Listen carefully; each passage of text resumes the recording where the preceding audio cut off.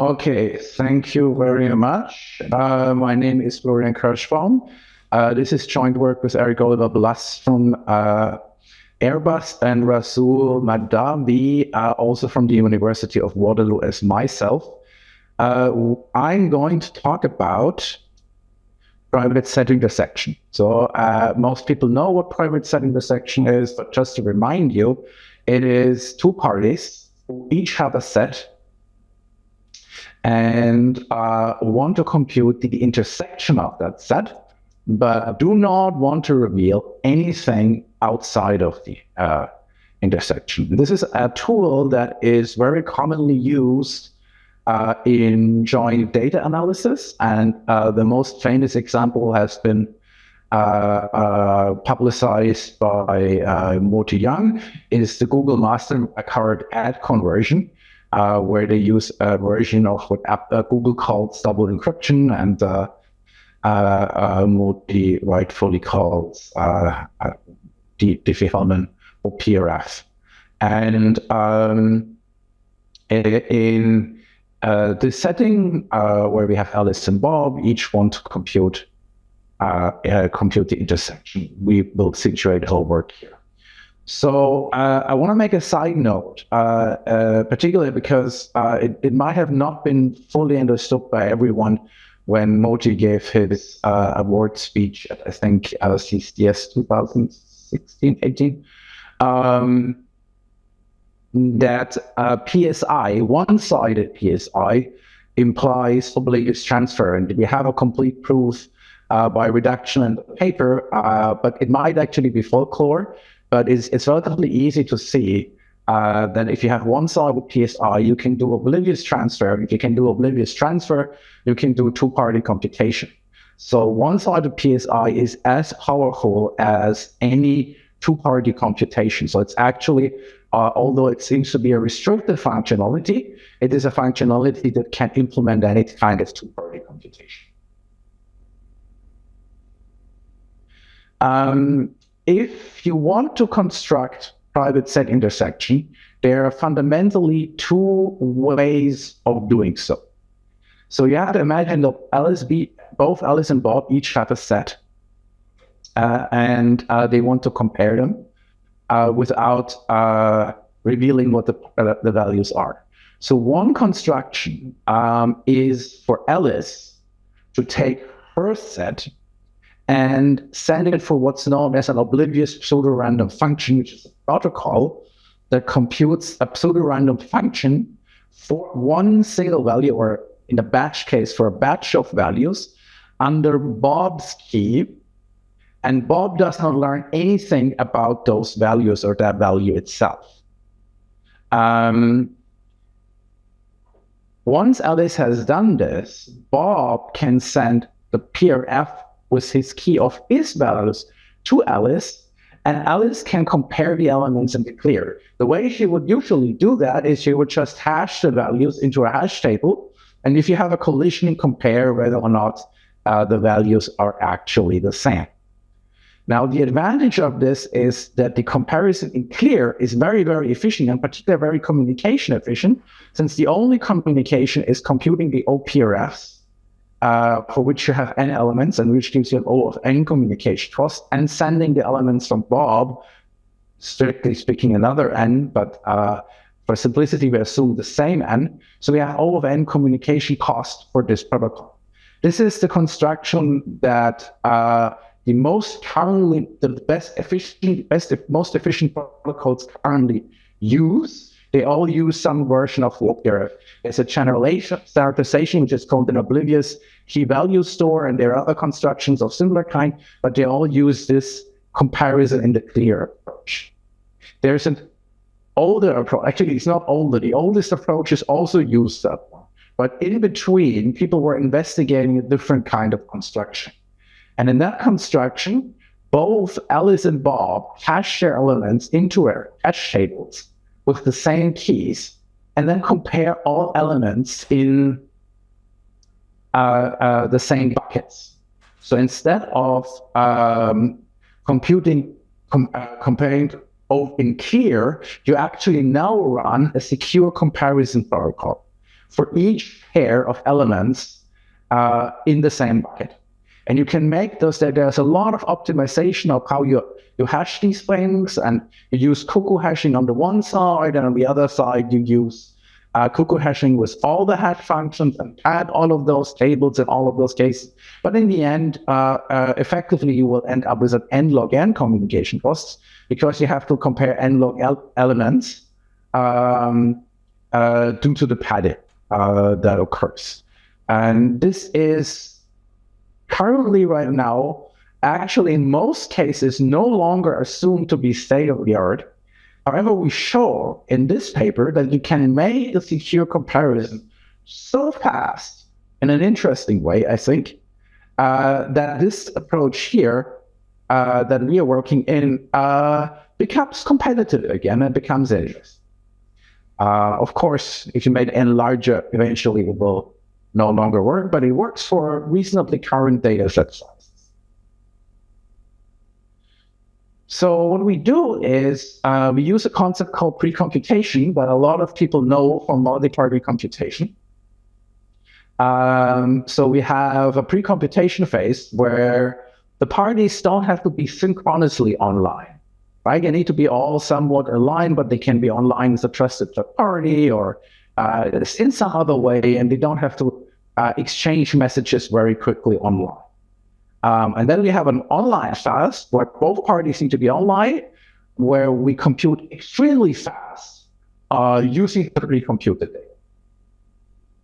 Now, this concept is not always applicable in all cases, but if we consider the notion of providing, for example, this pre-computation as a service, which companies like Amazon, Google, Microsoft, or others could easily do, then this model will become very, very competitive again, because the online phase is very, very fast. All right, so let's look at the comparison protocol. Before the comparison protocol, Alice has X, Bob has Y. All the values for Alice are written in red, all the values for Bob are written in blue.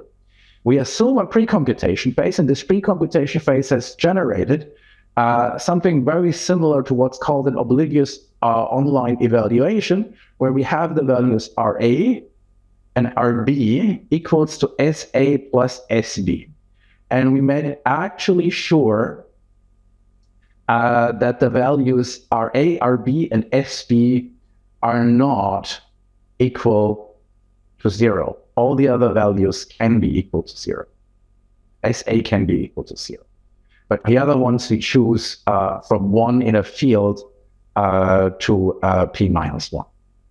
So now Alice gets RA and SA, and Bob gets RB and SB. And RA times RB is equal SA plus SB. So we have a multiplication addition. Now Alice sends SA minus the hash of X. If you have an X that is larger than the domain, but you could also just subtract it by X. It's information theoretically secure, right? SA is uniformly distributed in the field, so therefore SA minus X is also uniformly distributed. This value C is now sent to Bob. Bob computes a value D as the value C plus the hash of its value that wants to compare Y plus SB divided by R. And this value D is now sent back to Alice, and if D is equal to RA, then Alice says it is a match, and if D is not equal to RA, then Alice says it's a non-match. So if you look at this protocol, what you will notice is there's no cryptography here. It's all very simple plus multiplication field operations that can be executed extremely efficiently. So there's no encryption, no nothing. You don't ignore the hashes, because in most cases, you can either pre-compute them or you don't need them at all, because the values are smaller than the domain field that we're open. So now why does this work? If I take this value D, I can reformulate C as SA minus HX, and can now regroup this equation here, because SA plus SV divided by RB is RA. So I get the equation RA plus the difference between the two values divided by RB. Now, it's easy to see that if the difference is 0, that this is equal to RA, and we have C equals C, and we can easily declare a match. Now, if A, X, and Y are not equal, the difference is not equal to 0, and since RB is not equal to 0 and it's inverse, therefore it's not equal to 0, this value of the difference divided by RB will not be 0, and therefore necessarily RA is also not going to be, D is not going to be equal to RA. So this is actually perfectly accurate. There is no accuracy error. And this is actually information is theoretically secure, modulo the assumption of the pre-computation.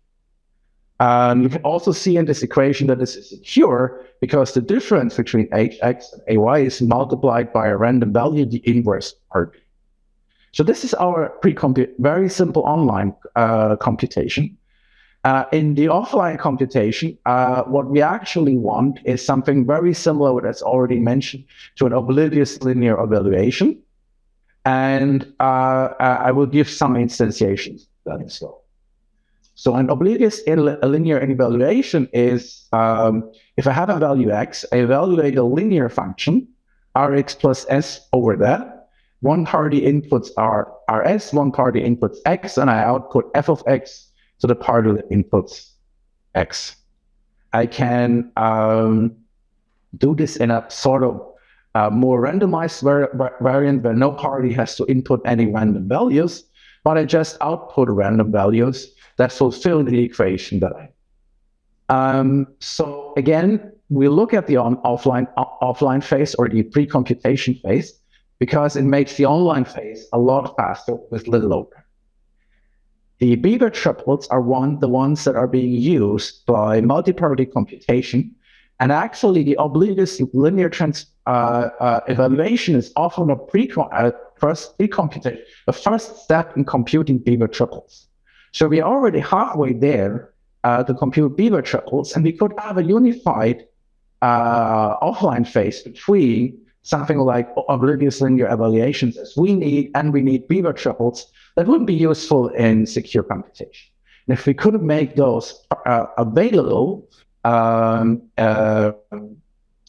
reusable for all protocols, that would be a huge benefit, right? And we can, for example, do that by, as I said, provided by a trusted third party like Amazon or Microsoft, or we could have it in trusted execution environments where, of course, the verification of the software is a bottleneck that people have to care about.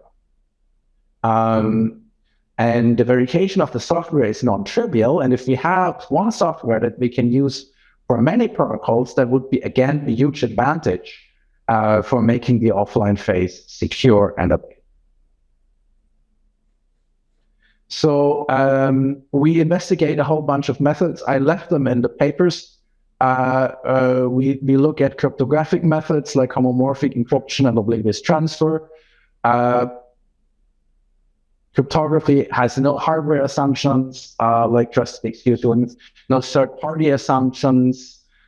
So it is actually a very strong model. However, the computation overhead then becomes very high. However, there are new things like pseudo-correlated randomness generators, which can significantly reduce the communication time for cryptographic pre-computation.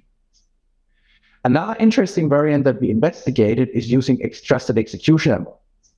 We actually use two trusted execution environments because the great thing of using those is that we can avoid a lot of communication of the triples in the first place. The only thing that the two enclaves have to agree on is a seed that they use to generate those triples, and that only releases that part of the same triples to their party that authenticates to that corresponding party. So they have a public key of the different parties embedded in their software code, and people need to authenticate towards that key to have that information released to them. We can make that with very little memory, so we can even use older technologies like SGX. We have very little computation overhead. However, we have, of course, the trust in hardware. The hardware is not cheap, although it's available in most commodity platforms, and we can actually use it in cloud platforms like Microsoft SGX, where we actually benchmark, Microsoft Azure, where we actually benchmark our software.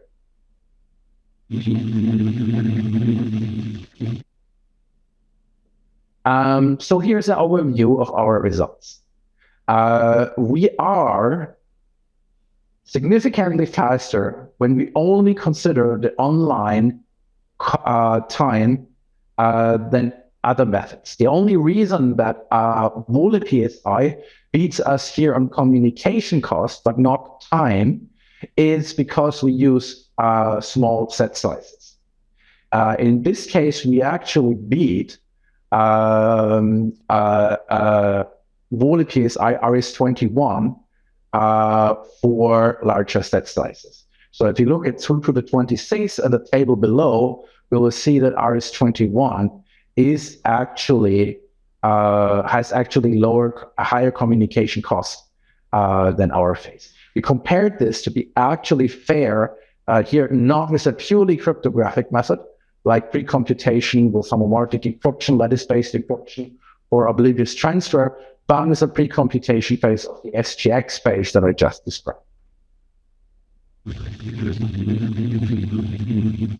So in conclusion, what we have shown is that we can make secure comparisons in an online phase super efficient, like very few, very fast field operations, which actually leads to the fact that a already seemingly outdated construction of private sector intersection protocols becomes interesting.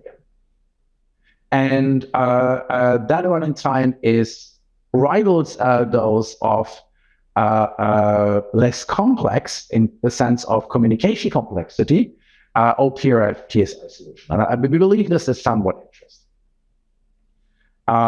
So I've shown you my protocol, I've shown you my conclusions, and with this, I can open for some questions. Thank you for the nice talk. Yes, thank you, Walter. Does anyone have any questions?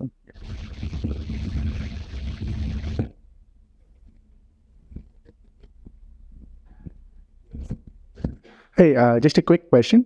Is your adversary semi-honest or malicious? Semi-honest. Yes, I should have said that.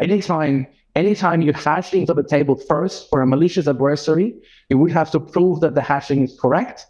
And that, of course, destroys pretty much any efficiency that you have in the first place. Right, got it. And so when you compare with the previous work, that of the VOLE or the OKVS, that was, you compared them on the semi-honest protocols. Yes, of course. Okay, got it. Okay, cool. Thanks. Yeah. So thanks for talk.